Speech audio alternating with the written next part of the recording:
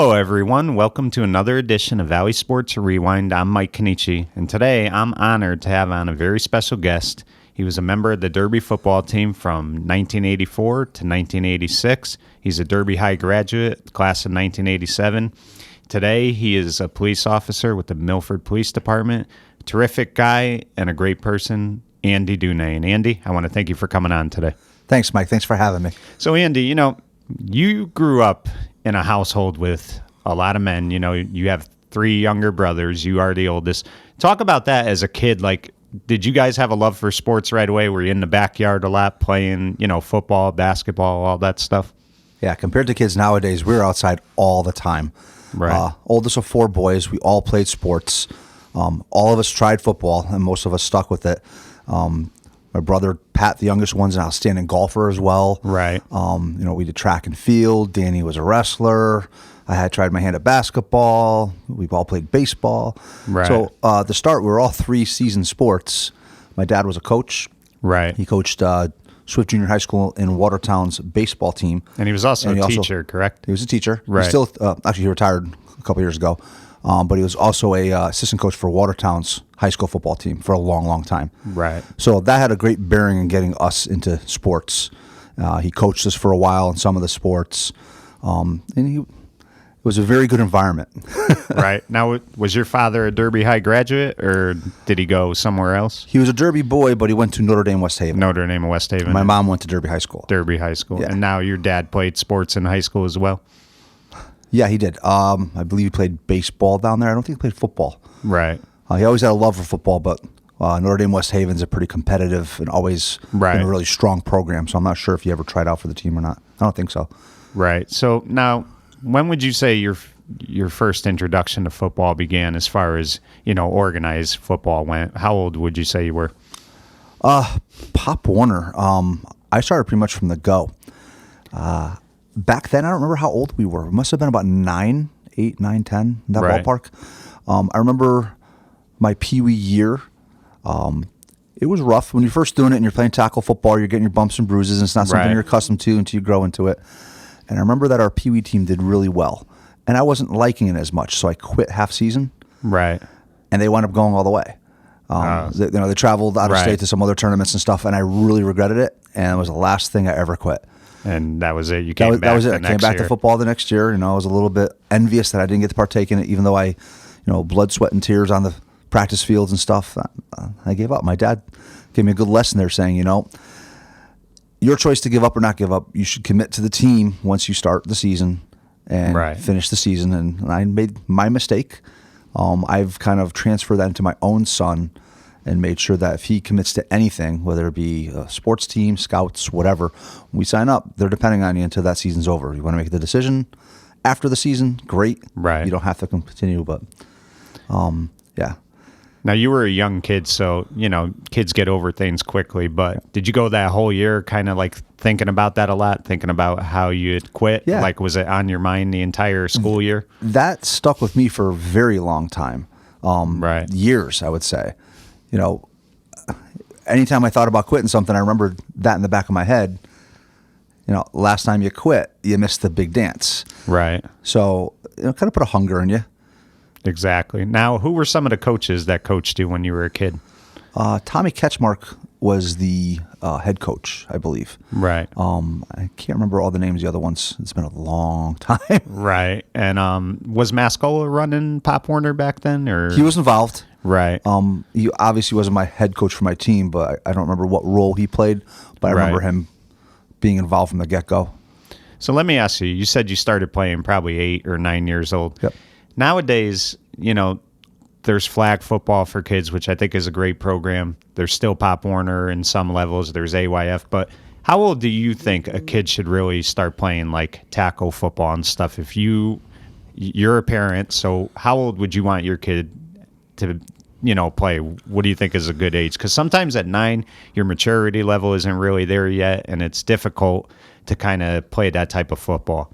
Well, as you and I talked before, I was in charge of Hamden's flag football program for the last couple of years. Right. It was pretty much 5, 6, and 7-year-olds. 5's kind of young, the attention span, but it's good to get them the skills and the discipline. It depends really at that age of 5 and 6 how focused they are. Right. 7, the kids were great. My wife had the best year herding feral cats at that point, but it was pretty good. Our teams were very successful up there. Right. We had a very good coaching crew, and it's all about the attitude of the coaches too. Tackle doesn't start usually up, I think, at Pop Warner now until we had 7 last year. Right. Was optional. You can play flag, or if you weight enough size-wise, then you can play tackle. This year, Southern Connecticut Pop Warner is now gravitated towards age only, so the size is out. So my son turning 8 would have aged out anyway, but now it's 8 and 9s will be grouped together. That's a big disparity for the kids size-wise.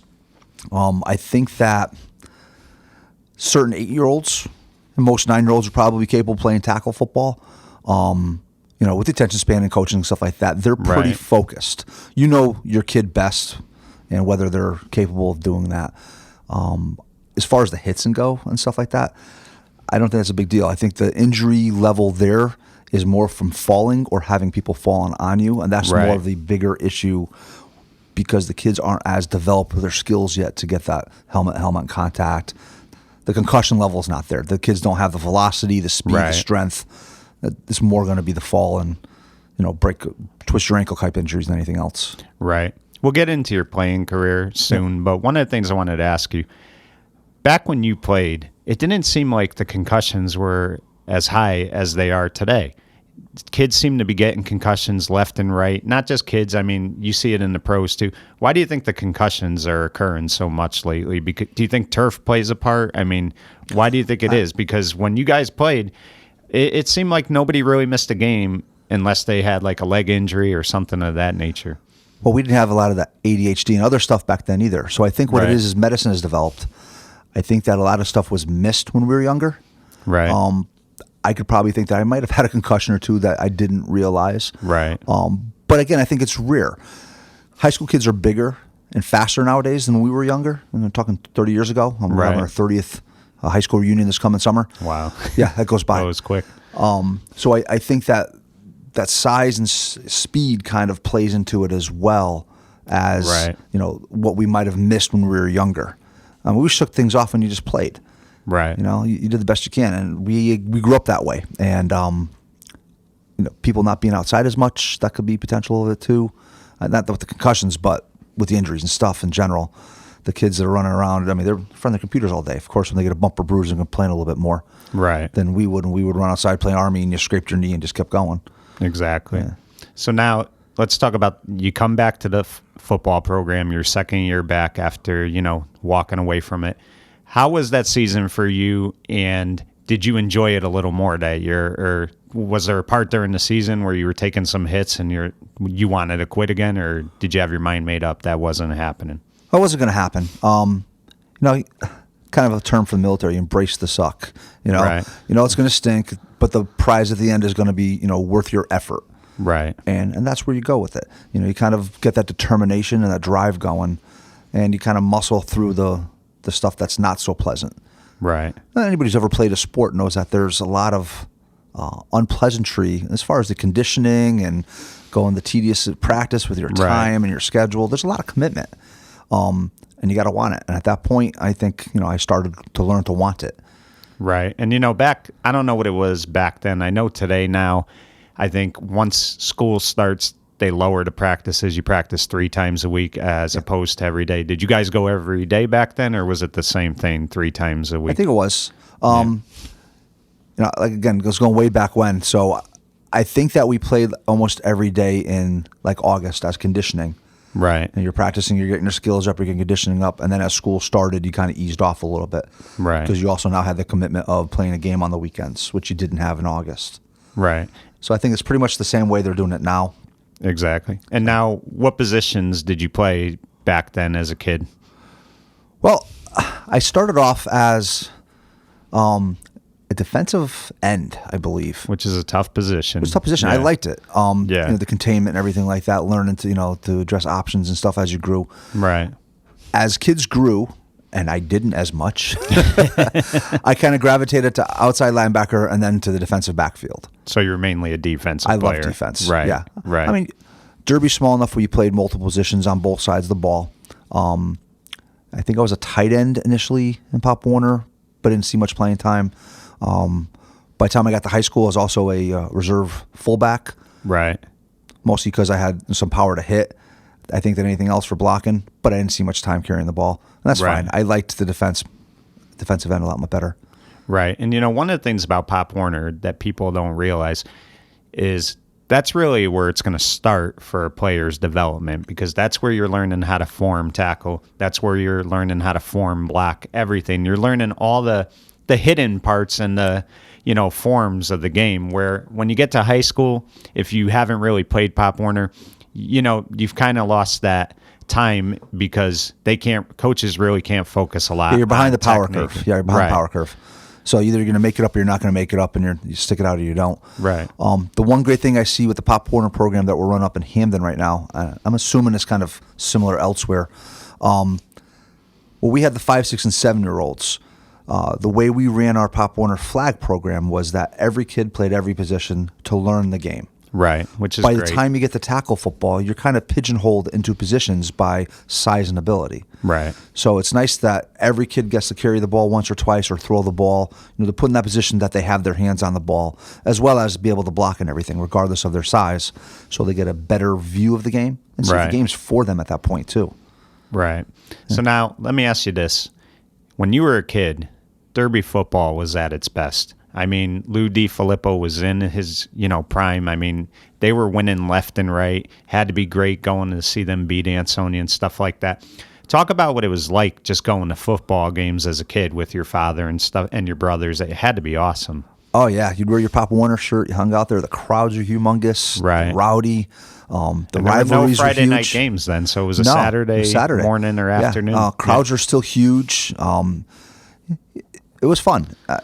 You hung out with your high school, your Pop Warner buddies, and I'm sure you guys were playing football right by the goalpost over there. Oh yeah, correct? the open side of the field there. Yeah, it was good times. I mean, what was it like though? I mean, did that make you want to play even more? Just seeing how successful that program was back then, because, I mean, everybody. I was too young to really remember, but the Lou DiFilippo era. I mean, it was a tremendous time in Derby football. Coach Lou was still there when I was a freshman. He was a gym teacher. Right. So we had him not as a football coach, but we had him in the school. So the legend still lived. Right. Were you intimidated by him? I remember that big finger pointing in your chest if he got in your face. It felt like a drill pumping through you. Right. But the other thing that helped out going to those football games was having a father who was a coach. Right. Even when we watched football, college or pro at home, he's explaining the X and O's and stuff to us, and we're seeing the field a little different than just as a kid. Right. It helped us understand the game of football, and going forward with that helped me get into coaching eventually. But my brother Dan as well has been coaching forever. Right. Chris Anderson, he's like a second brother to us. I mean, he lived with us forever. Right. He's a successful coach as well, and it's the same thing. We got a lot of friends that went into coaching. It's all over the place. It's all over the place. Yeah, it's awesome. And you played with a lot of your classmates, I imagine, when you played Pop Warner. Jimmy Lewis, Bobby Sobin, who else? Walt DeForest, all those guys. Cisco Salazar, Ronnie Benito. So I mean, great you guys were always together from the time you were little kids. And I mean, that's the other good thing about it, because if some are going to Bradley School and some are going to Lincoln, you guys aren't really getting to know each other unless you're playing sports together. Right. And that's really what I think is the great thing, too, is by the time you guys got in the same school, you knew each other, which is definitely a big plus. Most of us all played multiple sports, whether that be, bitty basketball or baseball or whatever, Babe Ruth. We all played together, so we all knew each other fairly well. Like you said, we didn't see each other in school all the time until we got until freshmen, because our class was the last class before the upper school was done. Right. So we never saw each other until after we graduated 8th grade at our respective schools steadily. Right. But I think we kind of meshed very well when we got there. I mean, we knew each other, got to know each other better. The guys who played football together, we busted our stones each other, Right. And was the whole East-West Side thing a rivalry back then, or not? Oh, yeah. Always has been, bust your stones a little bit. Right. There was some rivalry. We had some decent basketball teams. I played for Irving School with Cisco, Kenny Dean, Luigi Caputo, Pete Sachs. Sachs is one of the best. He's a fantastic athlete. Yeah. We had a big rivalry with Bradley School. Right. We beat them the entire time, but that's another story. We'll leave that. But good times, good times. Right. So now let's talk about freshman year. It's your freshman year, and as you said, Lou DiFilippo had stopped coaching at that point, and I believe John Oko was your freshman football coach. I could be wrong. Or Frank Zuba, maybe. Was it? I think it was John Oko. It was Oko. Right. Yep. So you come in freshman year. That's a big time for Derby, too. Charlie DeCenzo takes over the program. So you guys are a new class going to Derby High, and now you've got a new head coach coaching the varsity team. Talk about the first year as a freshman and playing for Coach Oko. Well, Coach Oko was great. We had a pretty good team. I remember walking up to the top field over by Picnic Grove and playing a freshman up there. And the guys would walk up the hill and haze us a little bit. It was fun. Right. You were intimidated by the Damian Carloni, the Jeff Rice, all those guys. It was great to watch them play. I'm not sure what else to say about that. Freshman was fun. It was you learn the program, right? But you're kind of separate. Right. You weren't quite there with them, but you were a part of the team remotely. Right. So it's a separate entity, and you got to go down and watch the games and included in some of the hoopla. Right. But definitely a new experience considering that transition from Pop Warner to freshman. Right. And it's definitely enjoyable too because you're playing with your classmates, and it's kind of like the last year you could say having fun. You always have fun when you play, but when you're a sophomore, now you've got all these other players, you guys are low at the totem pole. You guys are kind of getting to play together as freshmen. You're still getting to go watch the varsity games, and it's just a lot of fun. Freshman football was always a fun time. Yeah, it was good. It was fun. Still the bottom of the barrel, but it was fun. Right. At least you got some playing time. Right. Once you got, like you said, once you get up in the upper echelons there, you're kind of fighting for positions, and right. Whether they be JV or varsity. Exactly. And now we'll get into your senior year. You guys did have a great year. How did you guys do as freshmen? I mean, did you have a good freshman class that year? We always had successful years. I don't recall the exact record, but we were well above winning. Right. Maybe two, did you three, beat two, three losses. That year? Our class never lost to Ansonia. Wow. So never. That's pretty impressive. Yeah. Yeah. I can't say Pop Warner. I don't remember Pop Warner as much, but I know that in high school we never lost to Ansonia. Right. Yeah. So now let's talk about your sophomore year. Now, again, you're playing with older kids, little intimidating. I think you'd be crazy if you weren't. But Derby has a great year that year. I think they go 8-2. And that was highlighted by Jeff Rice, who you just mentioned. Yeah. Just talk about that class playing with them and how intimidated were you and what was it like to play with Jeff Rice? Well, those guys were kind of like local legends to us growing up, looking up to the bigger kids, and the way they just pushed through that season, they dug deep, they pushed, they fought. Jeff was super talented. Right. But Jeff played with a lot of heart and a lot of vigor. So those guys, Dante and DeBerta Forrest, all those guys, right. Those guys set a good example for us.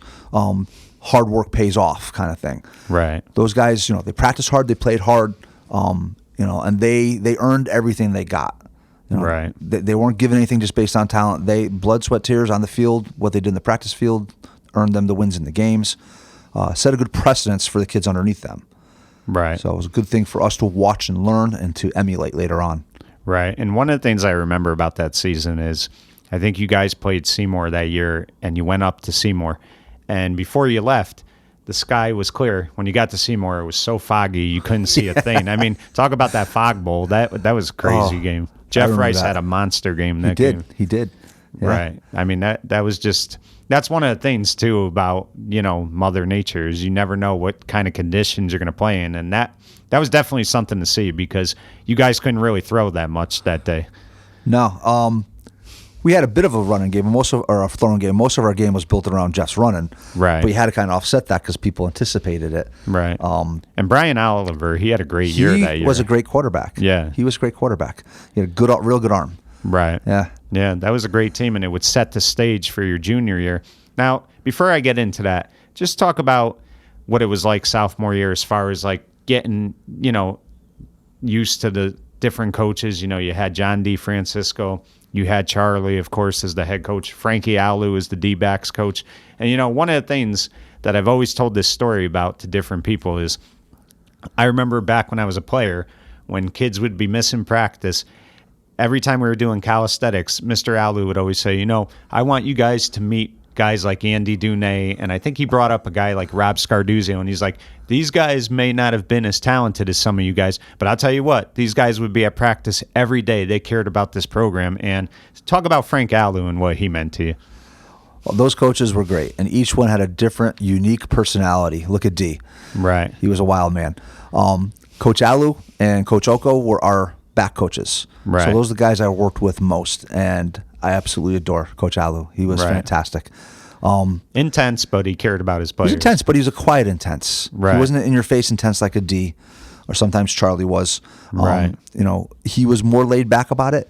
He was also, he get fired up, but when he got angry, it was rare, and you knew that it meant something. Right. So it was a great, fantastic coach to learn. He knew the game inside and out. Playing D-back, I learned that. My dad was a D-back coach too for Watertown. So I had a kind of certain love there, and, it was awesome. Right. And those coaches together, they were tremendous. That's the thing you worry about too. When somebody like a legend like Lou steps aside, there's the pressure to keep it going. And it seems like Charlie and them they were an extension of Coach Lou. They kept, the same program. They weren't going to try to change anything. Yeah, a lot of those kids were carryovers too, so they were responsible as well as the coaching staff in carrying that tradition on. So that first class with Jeff Rice and all those guys, that class is just as responsible as Charlie was. Charlie carried that team in leadership, but some of those guys did the same thing too, bringing those same values forward, and passing it on to all of us, the coaching staff and those upperclassmen. Right, exactly. Yeah. Now let's talk about your junior year. It was a big season for Derby football. First state title they had ever won as far as on the field. Big game against Ansonia. That was the biggest thing for Derby in the last 10 years is they could not beat Ansonia. Dan Shea tells me the story how he was hyperventilating in the locker room. Just talk about what that feeling was like that day at Jarvis Stadium and, finally getting over the hump and beating that team. Well, coming from a team, our class, and never lost, we didn't anticipate to lose. I'm just saying that in jest. So that atmosphere was phenomenal. There must have been about 10 or 12,000 people there. It was packed. Yeah, it was packed. Crazy. You're talking about. And Ansonia was number 1 in the state going into that game. I think we were like 4 or 5. Right, and the defense that year for Derby was tremendous. But you guys did have a loss against Lyman Hall, which in a lot of ways I think benefited you guys because it made you hungrier. A loss on the right point in the season does sometimes good for you. Right. You see that sometimes when people peak. If they peak too soon, a loss kind of brings them back center. Right. And Sony was fantastic. That game was back and forth, 7-6. That was defensive battle. Yeah. Against a great bunch of athletes and kids over there too. Those guys were real good people. I was friends with a lot of them still. Right. Unbelievable. And that you talk about, a defensive battle. Think about the last play. Ansonia has a 4th and 15. James Lane has to come in because Jeffrey Coppola got hurt. Yeah. And he almost gets the first down. They miss it by 1 yard, Yeah. But that's the way I think, you have to end those type of streaks. Something magical has to happen, and you hold them short by 1 yard. It was just a crazy, crazy ending. And then it looked like Mark Saros was almost going to get a safety in the end zone. I don't know what happened. Somehow there was a delay of game, and it looked like, they were going to try to put him in the end zone, and it was nerve-wracking. It really was. Saros was a madman. He was awesome, too. Good leader. Very good leader. Right. It was pandemonium at the end of that. Oh, yeah. The way the crowd went nuts. Yeah. I don't think you guys left that field for a good hour. Nobody wanted to go anywhere. We wanted to end, the fairy tale to end. Right. Now, as good as we had it with Ansonia, my class, we never beat Shelton. Yeah. And we'll get into that in a sec. One of the things that year, we talked about the state championship, but tell me the story, because what I always heard was, you mentioned Shelton. You guys lose a heartbreaker 10-7 in overtime. Ansonia gets beat by Naugatuck, so you guys get the right to play for the state title game. Yeah, by points, yeah. I heard Charlie basically was unsure if he was going to let you guys go to that game. He left it up to you guys. Talk about the conversation you had, and did that game almost not get played? Well, I think he was a little upset because we lost that second game, in overtime at home. Right. And it was heartbreaking. Probably not our best effort. And I think that's more of what he was angry at us about and contemplating. Right. The particular conversations I don't remember Right. with the teammates. All I remember is going to it and playing immaculate. Right. And I remember what happened beforehand with the River Restaurant. The River Restaurant and the explosion. Which really, I think, gave the town a shot in the arm that they needed because Oh, yeah. everybody was devastated. And I know one of the family members talked to you guys in the locker room that day. So that had to be emotional. Never been so fired up in my life to go out there and just kick someone's butt. Right. It was really good. Yeah. What was the feeling? Motivational. I mean, you're a young kid, but anytime you win a championship, it's a great feeling. What was the feeling like to win a state championship? You know what? The Ansoni game was a bigger game for me. A lot of people say that, too. I mean, not to take anything away from the state championship, but I think that because of the history there, that one played a little bit more favorable in my mind. Right. Or more memorable, I guess. State championship was great. To walk away and say that you were a state championship in anything is phenomenal, and to be a part of that. I don't know if so much. That was a great class. They had great leadership. I was a cog in the wheel and not an integral part of the main offensive or defensive force, but we all contributed, and it was a great feeling to be a part of something that big. Right. And to bring that back to the town. Exactly. And the pride and everything like that. And then carry it forward in the next season for our senior year. Right. So now, before I get into your senior year, one of the things that you would do a lot in the spring and summertime is you'd play softball with your father on the Adzima's funeral home team.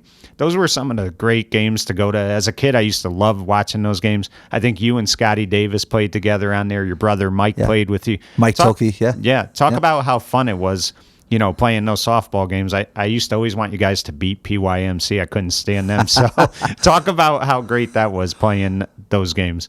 It was a lot of fun playing with your dad. Right. I think that having Mike Tilke, Scott Davis, and my brothers together was a lot of fun. But not just that, all my dad and his friends. Right. We also played basketball with Adzima's as well. Yeah. So we got to know the Adzima brothers, the Duggans really well. Right. All of that, really, really helped us grow. I don't think I played until my senior year. I don't think I played junior year. I don't think I was able to. You had to be 18. Right. So I played the summer after my senior year was the first year. Just a lot of fun. It wasn't so much as competition as it was guys getting together and just playing something you love to do. It was always nice to see somebody hit a home run over that big fence. That was a huge fence, like the Green Monster almost. Yeah, I think Dante, I forget his last name, but Paradisi. Right, he was a big home run hitter. Tommy K could put the ball over the fence. Mark Izzo.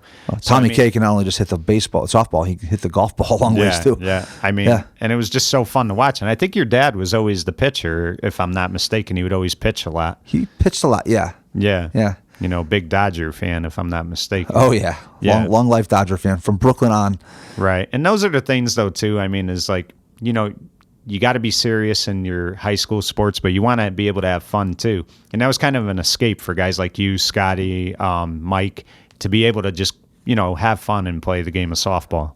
It's always good when you get out there and just run around and do something, whether it be softball or whatever kind of, event you get into, whatever kind of extracurricular activity. Kind of miss that now. That's why I got back into the coaching and stuff. As you get older, your commitments grow, your time wanes. Right. So, being young at that point and be able to help, I think that helped me grow with my dad. My dad and I, and with all of his sons, we're like best buddies now. Right. There's always a father-son relationship and the respect, but, we go on golf trips or whatever now, and it's, one of your best friends. And that's how it should be. Yeah. So now let's talk about senior year. And you guys didn't necessarily bury teams, but you guys knew how to win games. The Seymour game, you guys were down in that game, and then late in the game, Jimmy Lewis broke one for a touchdown. You win 21-19. I think Pete Sackey had a big touchdown catch in that game. Talk about the senior year, because it was also the first time since '82 that Derby had won a Housatonic League, and it was Charlie's first. So talk about that team a little bit. Well, we had a good bunch of guys, and the underclassmen, like Chris King and Jamie Gagnon, all those guys. Right. Those guys were a big contributing force to that too. Aaron Sill. Right. So there was a lot of balance there. And the good thing about bringing some of those younger guys along too is that they're able to carry that to the next season. Right. We had a very, very talented core with Sackey and Jimmy Lewis and Bobby Sobin, Cisco and Walt. All those guys, they're fantastic. Our linemen were great. Jimmy Gabinelli, Right. or Jeff Gabinelli. Yeah. All those guys, fantastic athletes, fantastic heart. And we just gutted through that And they season. didn't put individual stats ahead of the team, which No. was important. I don't think Derby's ever done that when we were there. Right. It was always about the team. Yeah. Some guys had a little bit more glory, especially running backs. That's a glory position. A quarterback's a glory position. But we all knew there and then in those years that, everybody was a vital part of the machine. Right. So even if you had a minuscule part, whether it's a kicker or snapper or whatever, Right. You're on the extra team, the kick team, return team, whatever. You guys had an important part in the field, and you had to carry out and execute. Right. And, guys like yourself, Mark Mezowitz, Scotty, you guys may not have always, stole the headlines, but you guys knew what your job was on that team, what the role you played, and you did it great. I mean, you didn't care about being a superstar. You just wanted to be on the field. That was the most important Being part of the thing. team was the most important thing. Right. And being part of a successful team. Right. Team being the operative word. Exactly. Yeah. Let me ask you, and you guys defeat Ansonia that day 15-8. That wasn't one of the best Ansonia years, but they still had a lot of talent. You had James Lane as the quarterback. You also had Andre Holman, who was very good. Gordon Piper was very underrated as a running back.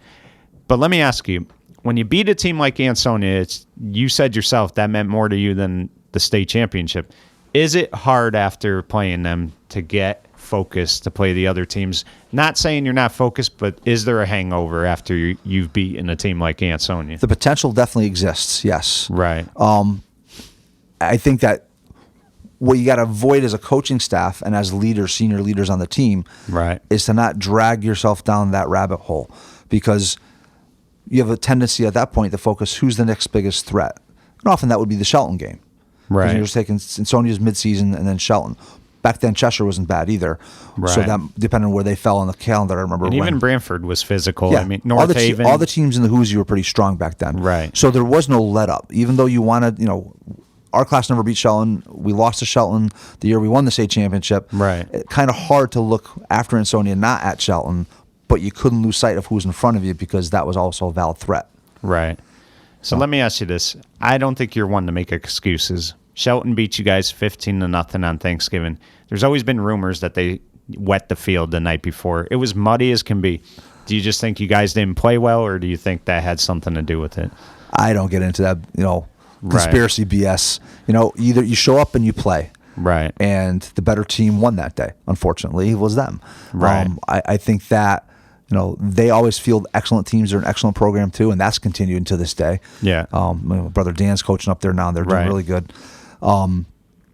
But back then there was a big rivalry, and it doesn't make a difference if that team was 0-5 coming to that game, 0-6. They're Right. still a threat because of the rivalry. Any given Sunday. Yeah. Or And Saturday or Shelton, Friday night, depending on. And Bob where you are. Riggio was a great coach. Oh, And yeah. I mean, Yeah.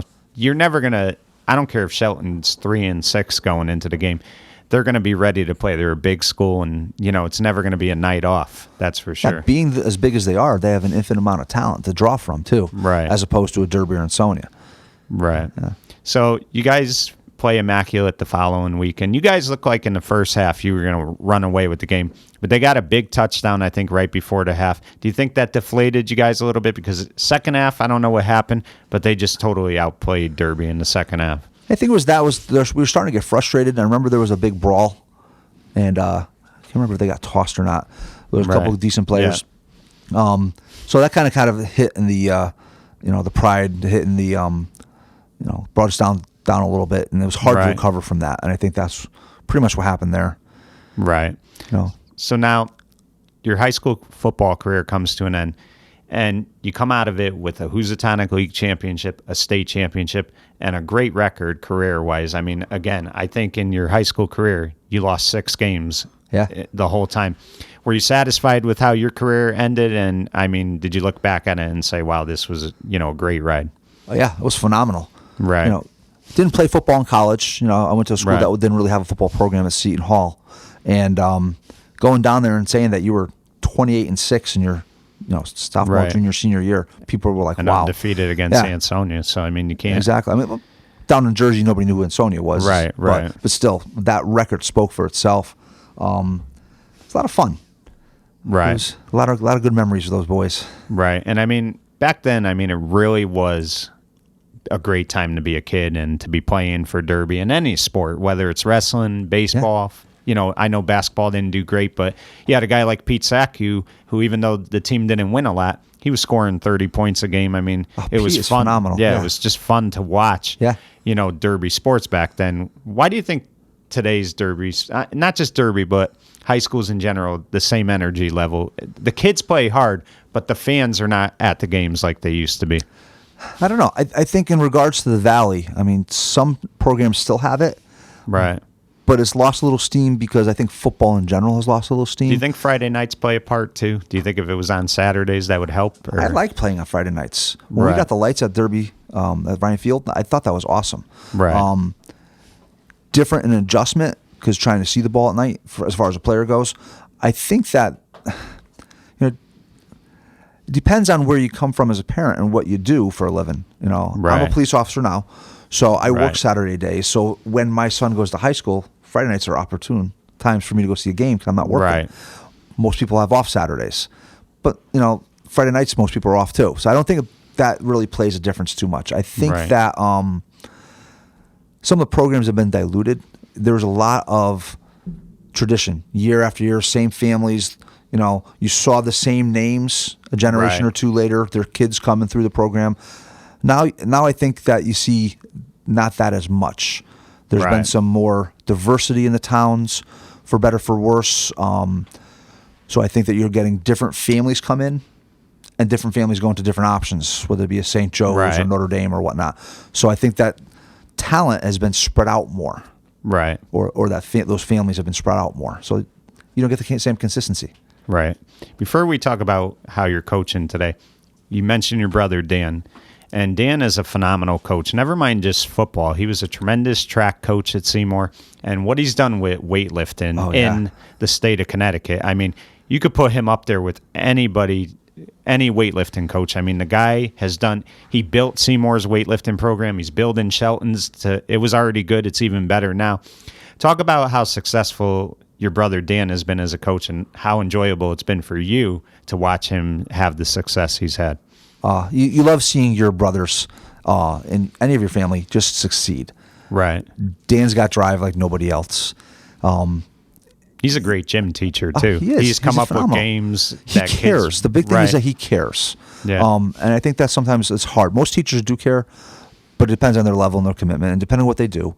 Right. Dan takes that caring past just the teaching and into his programs that he helps with the sports. Right. Phenomenal. He started under Spoonie, obviously, up at Seymour, and got that drive and passion, and learned under a great role model. Great bunch of guys up there in Seymour still to this day. Right. With Jamie Burns and stuff. And then, he went to Southern for a bit and went to Torrington. And he's got a lot of experience coming back to Shelton. And what a job he did at Torrington. They had not had winning seasons. He came up there, and he was doing great there. He left after about 5 years. He wanted to do some other things, spend more time with the family. But he did a tremendous job building that program. And that program, they win games, and that's a big part of it is because of him. Absolutely. And his weightlifting knowledge is unbelievable. He is a fit guy, and he has a lot of knowledge in that realm.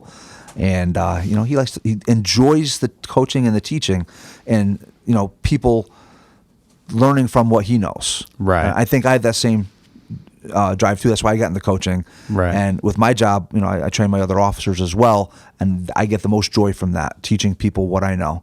Right. And you're great at segueing into what I'm going to talk about. So let's talk about, you started coaching your son's flag football team in Hamden. Yeah.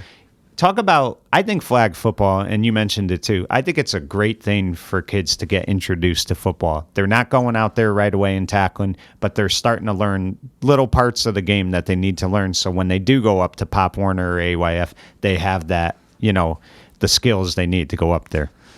Yeah. Like I said, depending on their age level, they get more out of it, and depending on the kid too. Right. I think that flag is a great segue into tackle, and I think probably should be the way most people do it. Going straight into tackle, depending on when you start football, obviously your age would be playing a part in that and how the program is set up. I think that it gives them an opportunity to see how the game flows, how the rules work, because a lot of it is almost exactly the same. The way Pop Warner played flag football last year was only 7 on the field as opposed to 11. Right. But the positions were essentially the same. You're just minus a couple of them. So they're learning, defensive roles. They're learning offensive roles. They're learning how to line up. Right. The whistle means stop for safety, all that kind of stuff. They're learning the real basics. And you're wearing really the pads, so I mean, didn't. You guys don't. That's right. Right. Southern Connecticut Pop Warner did not wear pads. Right. Kids wore mouthpieces, but it was pretty much the flag belt, and that was it. So there were some incidental bumps, falls, that kind of stuff. So the potential for minor injuries there. Nobody got any serious injuries.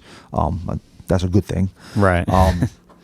But I think that's a good segue because those kids get to learn and play a couple of years to see if they like football, get those rules down pat before they move into a tackle program where, like I said, they're going to be pigeonholed by size and ability into a specific position. Your kid that's 5 foot 160, he's not going to be playing running back. Right. But at the other level, at the flag level, he may be able to carry the ball, and that might be some really, really good memories for him. Right. So who's to say he won't grow up and thin out and become like a tight end or a fullback? Yeah, I mean, sometimes you're a lineman your whole life, and then you get to high school and you stop growing, and you're forced to play a different position. Yeah. So how enjoyable is it? Sometimes, it could be, I don't want to say a negative, but you got to be careful when you're coaching your son because you can't make it seem like you're favoring him. So you do tend to be a little harder. But how has it been coaching your son? Have you enjoyed that part of it? Absolutely. Right. My son is a very intelligent kid with little ADHD. Right. So that's challenging in of itself. So the first few years, sometimes interest wanes, especially during practice after a long day of school when you get into the school year.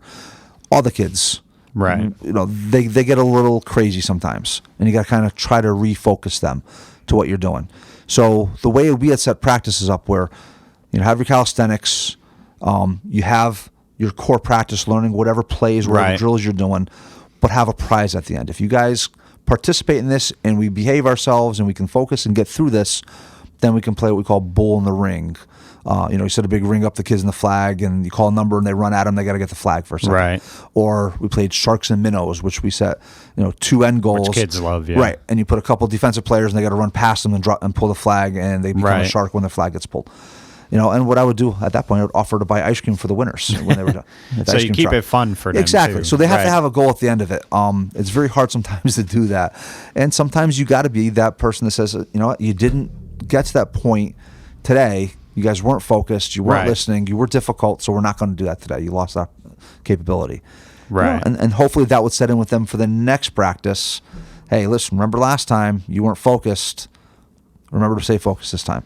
Exactly. Yeah. So now, if your son decides to go to Pop Warner eventually or AYF, I'm not sure what Hamden does, but would you move on to that next level and continue to coach him, or would you stay? I have that capability. Yeah. What I've done is I start off as a regular flag coach for the first 2 seasons, coaching him and his team. Right. Hamden's fortunate enough that we usually have 2 to 3 teams for a flag football program. Last year, I stepped aside from being the main head coach for his team to be an assistant coach because I was running the program. I was the flag commissioner. Right. So I was in charge of all 3 teams, and I'd float around and information to the parents. I was still present on the field, but I wanted him to have the opportunity to be coached by somebody else. Right. Because I think being coached solely by your parent kind of builds a weakness. At some point, you got to cut the umbilical cord. Right. So I wanted to make sure that he is able to know that, hey, Dad's still here. I could see him, and he's part of what we're doing. Right. But he's not always present right there in front of me. Right, which is important. Right. Definitely. And now your daughter is also a good athlete as well. You want to talk a little bit about what she's been doing? Oh, my daughter is a competition cheerleader. Right. So she started off in Pop Warner as a cheerleader. And she did it for 2 or 3 years. And my wife was a coach. Right. Cindy was a collegiate cheerleader up at WPI. Oh, yeah. So my wife kind of got volunteered by my daughter. Right. So they did that. Jess started getting a little bit tired of the sideline stuff, but she loved the competitions at the end. So we looked into some of the all-star cheer locally. Right. And she got into Spirit Zone in Hamden, and she does a competition cheer now for the last 5-6 years. Wow. Yeah, so she's a flyer, one of the ones they throw up in the air. She tumbles everywhere. Do you get nervous when she's up in the air? Yes and no. Right. She's so darn good at it, and it's enjoyable. The potential for injuries there, and luckily she hasn't got anything significant yet. but it's enjoyable to watch your kids compete and to do something they truly love to do. Right. So now, say down the road you retire from, the police force. Would you ever consider coaching at the high school level? Not necessarily a head coach, but an assistant. I seem to think that there's got to be a little itch to do that for you. I don't know. I don't know if that's not my realm or not. We'll see. We'll see where football carries me. Ryan will be going into tackle next year. We've got him signed up. Right. But as a typical 8-year-old, depends on the day if he wants to do it or not. So we'll see if he's going to actually go forward this year. If he wants to take a break, he take a break. But we'll see where I get cast in position wise, as far as when he starts up, where they're looking for personnel. I'll help out where I can. And if he decides to stick with it, then I'll become a head coach on Pop Warner, and we'll see where that leads me. Right. Now, would you continue to be involved with youth football, though, in some capacity, whether it's just, maybe helping out if they need coaches or helping out with fundraising or whatever it might be? Absolutely. Right. So you would stay with that. I enjoy being connected with these guys. It's fun when I walk down the school hallways picking up the kids and, hey, coach, and all these kids by name. We grew up small valley. Our house was always the house where people came to. Right. So I like being that parent, knowing the kids' names and the faces and the personalities of the kids that my kids grow up with. Right. So I think that's pretty vital for your kids too, to have that connection. Right. Yeah. We talked about your brother, Dan. You mentioned Chris Anderson earlier. You talked about growing up with all these guys. Dan's been successful at coaching. Chris Anderson's been tremendous. Then you have Mark Angeletti, who's coaching Division II football, I believe, and his team went to the national championship. Yeah. Talk about how that's been watching guys. Talk about Chris and Mark and how great they are. They were good players, but they're even better coaches. Well, you know what? They were always intense people from the get-go. Right. Growing up with those guys, they're awesome friends. But the competitions that we used to have in the backyard, you've seen our backyard, I believe. Right. My cousin Maria Conlon, who played for UConn, they have the house right next door. We had that basketball court. We would get so brutal with each other. And it's part of the reason I think why Maria got so well, because she was playing with us and checking her to the boards and stuff. Physical, yeah. She played with her dad, my dad, and all of us. And we were all very super competitive. And it doesn't surprise me these guys are successful because of their competitive drive. Chris and Mark are just outstanding people, and they love what they do. They're so energetic about it. Right. Yeah. And they definitely, are in it for the kids, which is the most important. Yeah. Before we go, Andy, and I mean, you, like I said, you've done so many great things off the field. One of them is you're protecting lives every day as a police officer. And I don't care what anybody says. That's not an easy job. There's never a day where you go in thinking, okay, today's an easy day. You never know what to expect. Just talk about what it's been like for you being able to make a difference every day in some way. Well, following college, I joined the military as well. And I did almost a decade in the Army doing special operations and military intelligence. Transitioned from that into the police department, just a carryover of it. Right. I'm coming up on my 20th year this summer. Wow. So I'll be over that benchmark. Capable to retire at any point. We'll see how long I hang on. I'm enjoying what I'm doing, so I plan to stick around a while. Coming from a family of my mother being a nurse, my father being a teacher, very kind of give back kind of people. I've always had that same drive, and Derby football has always kept me focused with my military and police career. Transitioning that whole wanting to help, part of a team, staying focused and seeing the prize at the end kind of thing. Right. Andy, it's been a lot of fun today. It's amazing to think we already did an hour because we could keep going. But I really do applaud you on not just as what you did in your high school career as a player, but everything you do now. I think it's great you're involved with, youth sports. I think it's important. And what you do every day, like I said, you guys are the real good guys that, are here protecting us every day. So I appreciate you coming on, and it's been an absolute honor. Thank you, Mike. And that was Andy Dunaj for Valley Sports Rewind. I'm Mike Cannici saying goodbye, everyone.